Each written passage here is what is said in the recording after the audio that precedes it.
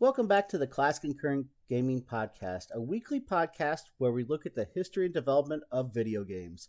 I'm your host, ArcsDude22, and this is season 2 of the podcast where we're looking at games being used in the Retro Gaming League Season 7. The Retro Gaming League is a friendly, fun competition on Facebook where pages come together each and every week and compete against each other in a different retro video game. This week, we're going to explore another Disney Capcom game. We're going to look at Darkwing Duck. Let's dive right into it, and let's get dangerous. Darkwing Duck is a platform video game based on the Disney television series of the same name. The game was developed by Capcom for the Nintendo Entertainment System in 1992 and was ported to the Game Boy in 1993. The Game Boy version is essentially a slightly stripped down version of the original NES title. Plot of the game. A mysterious crime wave has hit St. Canard and SHUSH, or SHUSH, requires the services of the Cape crime fighter Darkwing Duck to stop it, as it appears that Fowl and their valued operative Steelbeak is behind the uprising. They have hired 6 of Darkwing's greatest foes to wreak havoc in different areas throughout St. Canard. Darkwing must go one by one and stop these criminals in order to find Steelbeak and save the city. The 6 hired criminals consist of the Fearsome Five, which are the Liquidator, Megavolt, Dr. Reginald Bushroot, and Quackerjack. 2 additional hired criminals are Professor Molarity and Wolf Duck, an original character who was created specifically for this game. Gameplay. Like DuckTales before, the game plays very much like Capcom's Mega Man video game series, with lots of jumping and shooting and the ability to change weapons via a subscreen. The game is actually running on a slightly tweaked Mega Man 5 engine. Duckwing starts out with a standard gas gun but can collect special adapters that alter its function. The different types of gas he can collect for his gun are Thunder, Heavy, and Arrow. Each special gas requires ammunition and take up different amounts and functions differently, but the player can only have one type of special gas at a time. Picking up a different type of special gas replaces the one Darkwing currently has. The player can freely switch between the special gas and the standard gas by hitting select. Darkwing can also deflect certain projectiles with his cape by hitting up on the control pad. Darkwing may get certain things to help him out, such as 1-ups, which are Darkwing dolls, and things that can refill parts of Darkwing's heart level. There are 2 ways. The first one is a thin can that gives Darkwing 1/4 of a heart, while a box with a heart on it that fills up Darkwing's health completely. The player can also collect cans of Darkwing's special shooters, such as the lightning gun, as they are somewhat similar in shape like the heart cans. A thin can gives Darkwing 2 points a shot for the gun, while a thick can gives Darkwing 10 points for shots for the gun. The maximum amount of shot points a player can accumulate is 99, and every time Darkwing shoots, each shot is worth 2 points. Development. For the most part, the beta version of this game is pretty consistent with the final version, with a few different details, especially in later levels. At the tower level boss battle, Molarity lacks a stationary sprite, plus all 3 flamethrower machines are fully operational when the battle begins. The warehouse wharf level had platforms with spikes under them. At the wharf's boss battle, Megavolt moves much faster, and the running spark at the bottom of the screen is not present. The woods level featured owls instead of hawks. In the final boss battle, the pulsating lights over Steelbeak's balcony window are missing. The continuous screen features Darkwing standing in the center with his arms crossed. He leaps off screen when the player chooses to continue instead of Thunderquack flying by.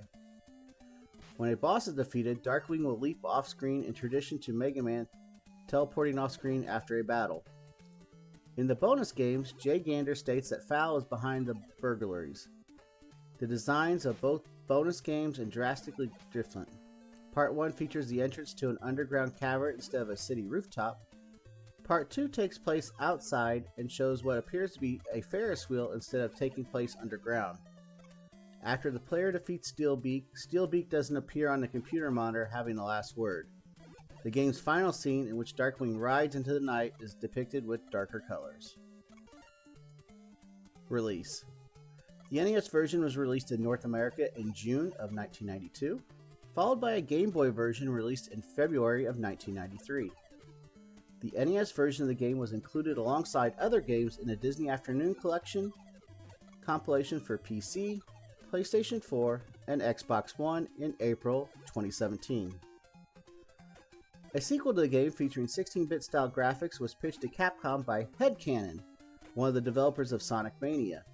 The pitch was ultimately rejected, and Headcanon released their playable prototype online on January 7, 2019. We'll have some more information about that in just a second. Reception. The game has been considered an example of the quality Disney games produced by Capcom. The game was received well by critics. It has been noted that the game was intended for children, but became popular with older teens. Author Andy Slavin used it as an example of a game that, while made for children, appealed to teenagers more. On Amazon, the game has a rating of 4.8 out of 5 with 9 reviews, while the Game Boy version has 2 5-star reviews. A reviewer for a Nintendo Magazine System UK noted that the Game Boy version of a game is different from, quote, rest of the pot-boiler platforms gracing the Game Boy, and is entertaining and varied. Entertainment Weekly gave the game a B and noted the similarities between the game and the Mega Man series. Nintendo Power ranked Darkwing Duck the third best Game Boy game of 1993. Rejected sequel. In 2018, Aaron Sparrow, lead writer for the Duck Knight Returns comic, worked alongside Sonic Mania developer Headcanon, as well as its main developer Simon Thomley and Disney comic artist James Silvani, to create a proposal for Capcom to create a sequel to the NES video game Darkwing Duck. Simon had been interested in making a Darkwing Duck video game for a while. They were inspired to an extent by WayForward Technologies' DuckTales Remastered, a remake of the NES DuckTales video game. Headcanon created a short prototype of the game as part of this, and those involved said they would be attempting to get every member of the TV show's voice cast as they could. Simon asked Capcom representatives about the prospects of a sequel, and in response to what seemed to be interest, they went to work on the project. Further communication did not have results, and they were advised that Disney was likely to turn the idea down regardless. Aaron and Simon went into detail about the proposal in 2019, when the demonstration was released on Headcanon's official website for people to download, though it is shorter due to the rejection. Darkwing Duck uses pixel graphics, vintage music, and a two-dimensional perspective, as well as similar gameplay to the original NES game, with only a small number of changes and additions. The game featured a Game Boy Advance-like visual filter. It was meant to be either a spiritual sequel or, if Capcom desired, a remake of the original game in a similar style to DuckTales Remastered. The game would have featured animated art by James, as well as fully voiced motion comics in between the stages. It would have taken place between the original TV show and Aaron's comic, featuring Darkwing Duck villain Steelbeak, Taurus Bulba, and the Fearsome Five.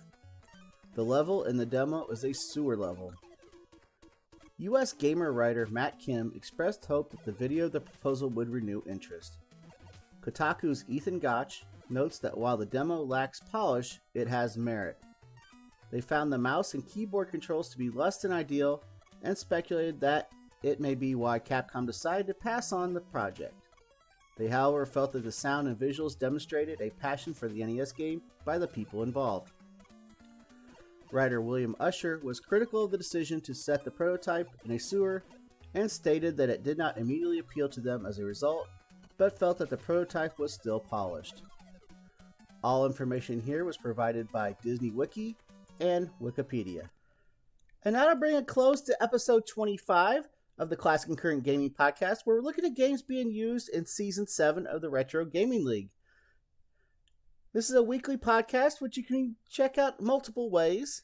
You can watch the video presentation of it on YouTube, or you can listen to it on Spotify or your other favorite listening platform as well. Next week, we're going to explore a PlayStation title that's going to be used in the Retro Gaming League next week, and that is Marvel Superheroes. We'll have that for you next week. It's been RxDude22 from the Classic and Current Gaming Podcast signing out. Keep on gaming. See you on the next stream. Hear me on the next podcast, and be good to each other. We'll be back next week, Everybody have a great week. Thanks for listening. Thanks for watching. And we'll see you next time. Take care, everybody.